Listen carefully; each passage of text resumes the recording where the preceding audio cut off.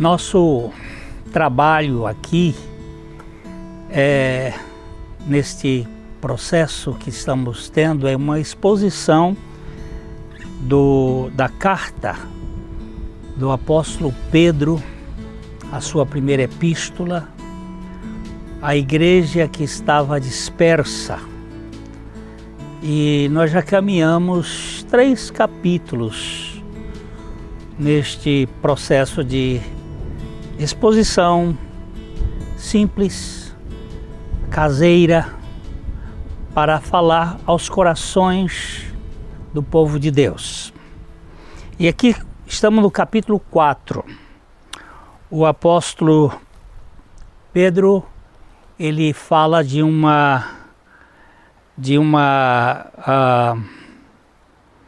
a morte para o pecado e a pureza da vida. Nós, para entrarmos no reino de Deus, precisamos morrer juntamente com Cristo. Nós precisamos passar por uma transformação de vida, deixando o modelo de Adão, que foi crucificado com Cristo, e ganhando a vida de Cristo que vem na ressurreição. E o apóstolo começa dizendo, nesse primeiro versículo do capítulo 4, ora, tendo Cristo sofrido na carne, armai-vos também vós do mesmo pensamento, pois aquele que sofreu na carne deixou o pecado. Aquele que passou pela morte na cruz, ele levou os nossos pecados e deixou o pecado, para que no tempo que vos resta na carne, já não vivais de acordo com as paixões dos homens, mas segundo a vontade de Deus. Ele começa afirmando este portanto, ou ora, tendo Cristo, uma vez que Cristo sofreu fisicamente, uma vez que Cristo morreu uma morte que não era dele, aquela morte era nossa, que nós devíamos nos armar com a mesma atitude que ele teve e estarmos prontos para também padecer, sofrer neste mundo. Porque se vocês sofrerem fisicamente por causa de Cristo, é porque deixaram para trás o pecado. Já não estão vivendo sob o governo do pecado. Ainda que nós não sejamos impecáveis, os filhos de Deus não vivem mais no domínio do pecado. Paulo vai dizer que o pecado já não terá mais domínio sobre vós, porque não estáis debaixo da lei, mas sim debaixo da graça. E ele vai mostrar isto dizendo que é para que no tempo que nos resta, não vivermos uma vida dos nossos desejos, mas vivendo segundo a vontade de Deus. No versículo 3, o apóstolo vai dizer assim: porque basta o tempo decorrido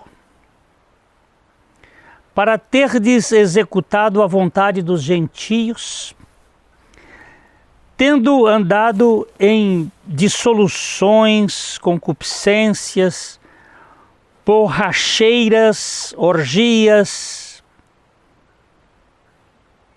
bebedices e em detestáveis idolatrias. O que é isto? No passado, antes de nós termos nascido de novo, nós estávamos vivendo desperdiçando tempo e praticando coisas que não dão significado permanente a cada um de nós. O que é isto? Eles usam uma série de palavras aqui. Imoralidade. Esta palavra tem como sentido dissolução. No grego a palavra é aselgeia. Ela tem um sentido de luxúria desenfreada. Também a palavra desejos carnais,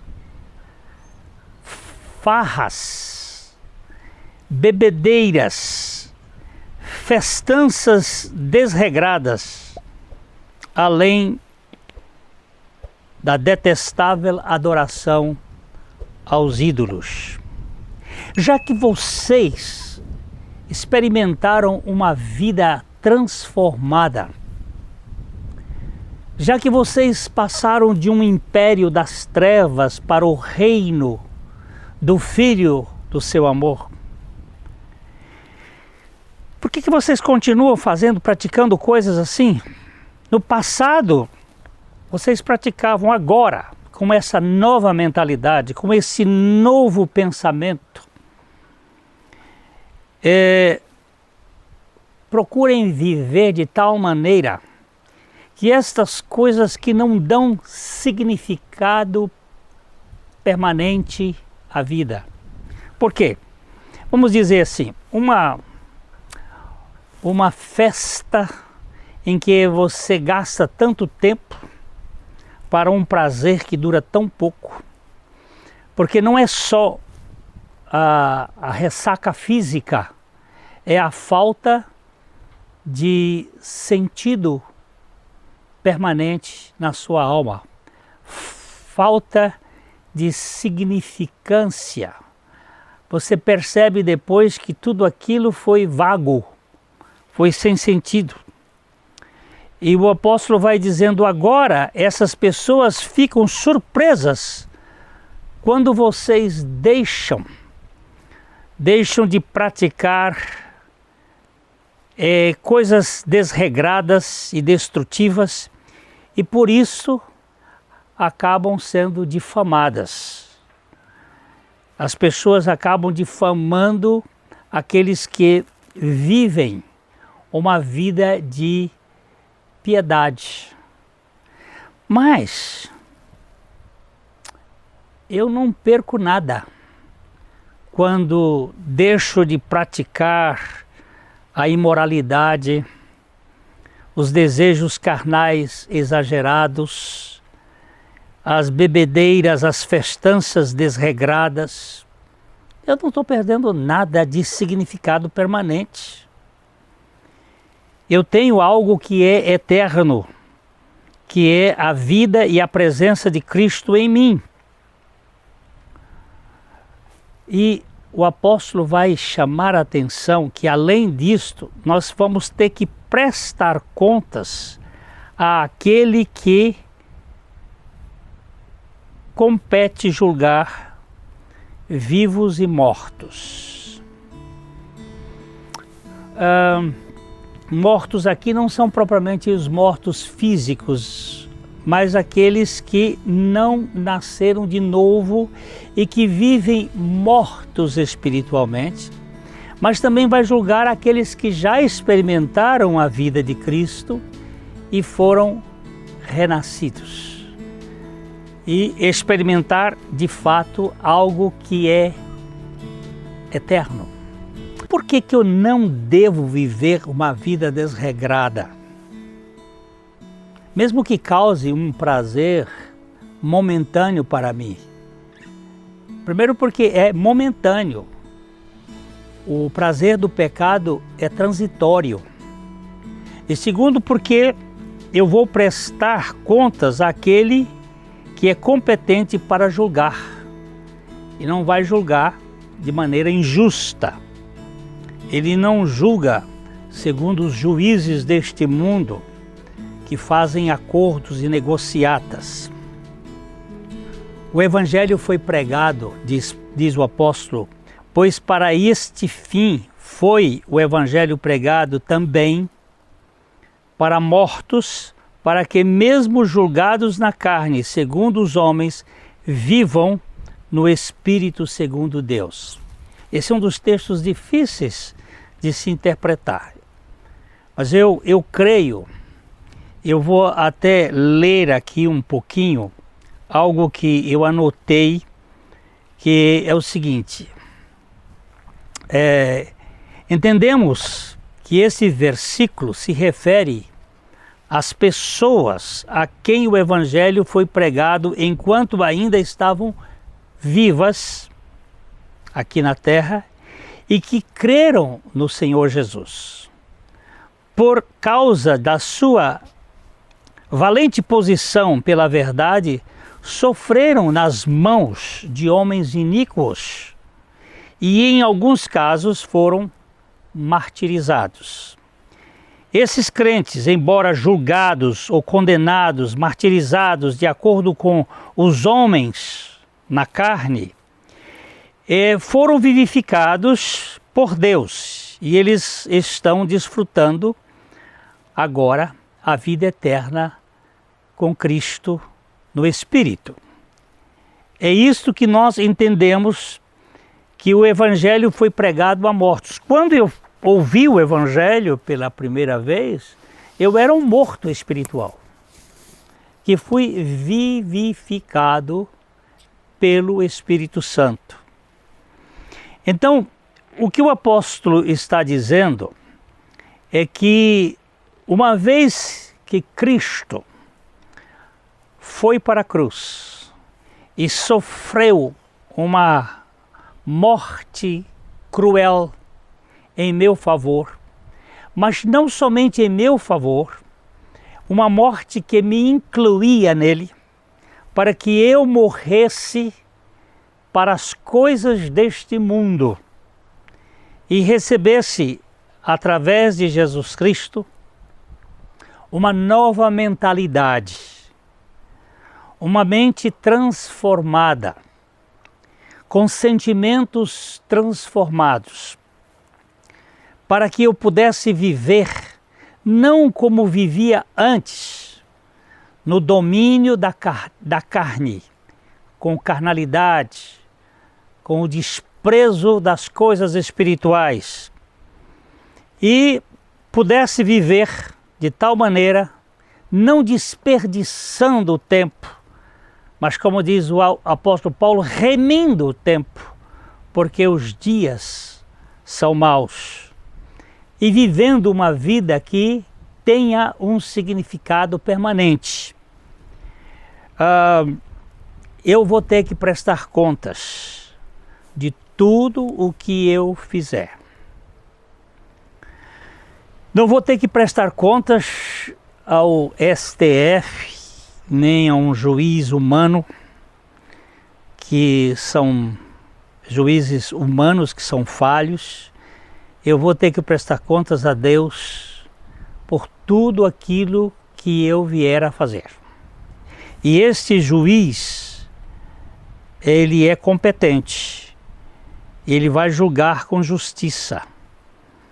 E é isto que nós precisamos entender, que o fim de todas as coisas vai chegar um dia e nós teremos que comparecer perante o tribunal do Senhor para prestarmos contas do bem e do mal que nós fizemos através do nosso corpo.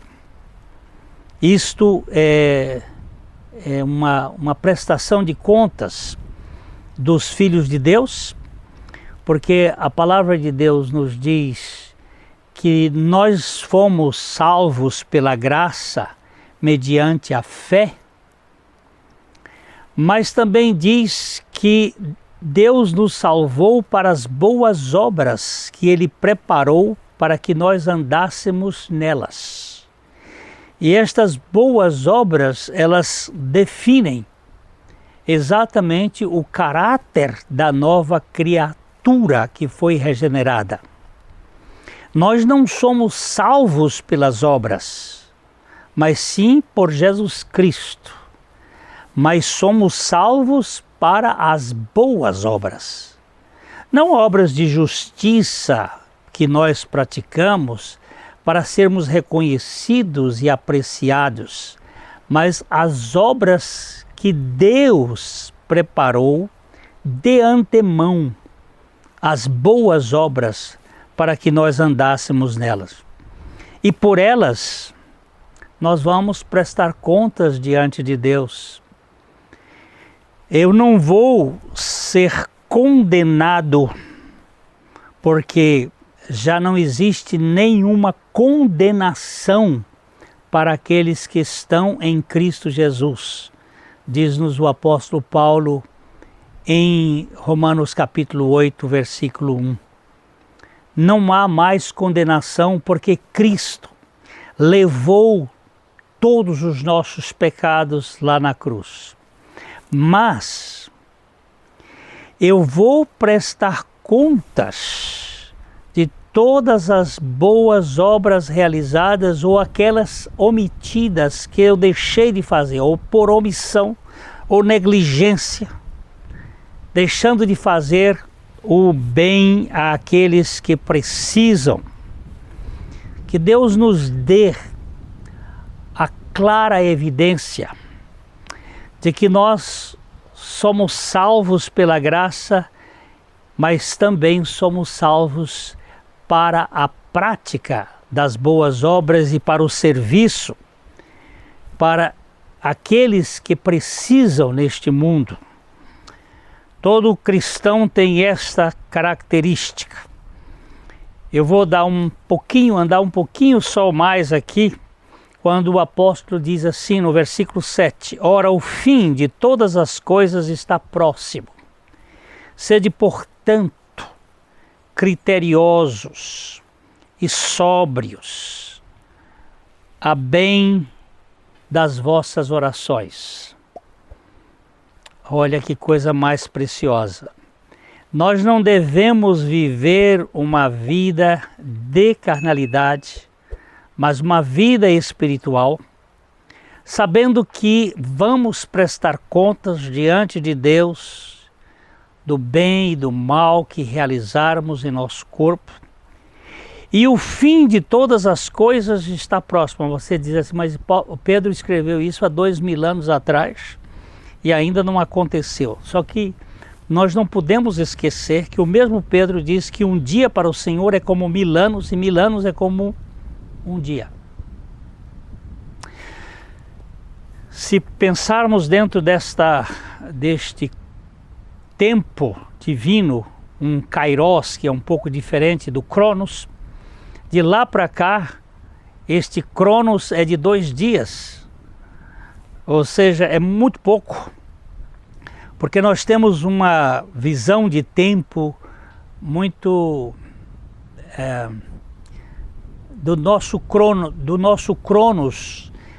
Nós temos uma visão de tempo ligada a esta visão cronológica e o tempo de Deus é diferente. E o fim de todas as coisas está próximo, sendo, portanto, criteriosos e sóbrios a bem das vossas orações.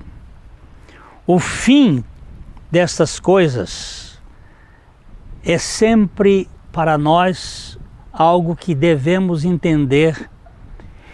Eu tenho 76 anos, eu espero viver um pouco mais, mas o meu tempo está cada dia mais curto. Eu vou vivendo cada vez menos, tenho menos tempo pela frente e o fim está próximo. Para uma criança, mas meus netos, eles vão dizer meu fim, mas pode ser que seja, eles vão antes de mim, eu não posso dizer. Nós temos que estar sempre prontos para o encontro nosso com o Senhor. E sermos criteriosos. A palavra criterioso tem o sentido de estar mentalmente saudável, exercer um controle diante das circunstâncias, pensar sobre si mesmo de forma moderada e sóbria, não encharcada. Então é isto que nós precisamos, sóbrios, a bem das nossas orações. Nós precisamos desta realidade espiritual. Porque, acima de tudo, nós precisamos ter o amor. O apóstolo vai dizer, acima de tudo, tende amor intenso uns para com os outros, porque o amor cobre multidões de pecados. Eu vou parar hoje aqui e no próximo encontro nós vamos chegar perto aqui deste assunto que é muito importante para a nossa vida cristã. Que Deus dê a você e a mim a sólida compreensão do Evangelho da Graça. E nós queremos desejar a você de coração para coração, uma revelação da suficiência de Cristo em sua vida. Até o nosso próximo encontro.